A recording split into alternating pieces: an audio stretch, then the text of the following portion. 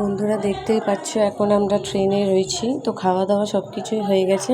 এখন প্রায় রাত 12টা বাজে। তো 12টা বাজে তো আমার বর শুয়ে পড়েছে, শরীরটা ভালো লাগছিল না, গ্যাসে প্রবলেম হচ্ছিল একটু। তো এখানে দেখতেই পাচ্ছ সবাই সারা রাত ধরে, প্রায় সারা রাতের কাছাকাছি আমরা জেগেই রয়েছি। তো এখানে আমার মা উঠে গেছে একটু টয়লেট যাবে বলে।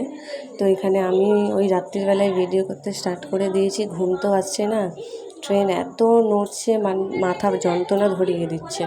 তো আমার মামার ছেলেকে, মাসির ছেলেকে ডাক পাঠিয়েছি। আমার মাসির ছেলে তো সারা রাত ট্রেনে পুরো বগিতেই ঘুরে বেড়াচ্ছে, ওর চোখে তো ঘুম বলে কোনো জিনিসই নেই।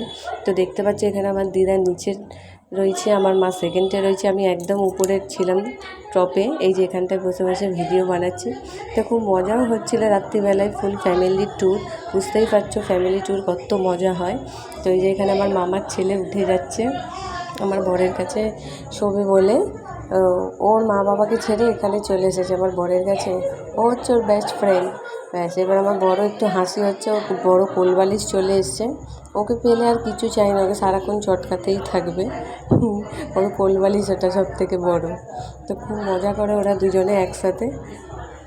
তো চলো দেখা যাক।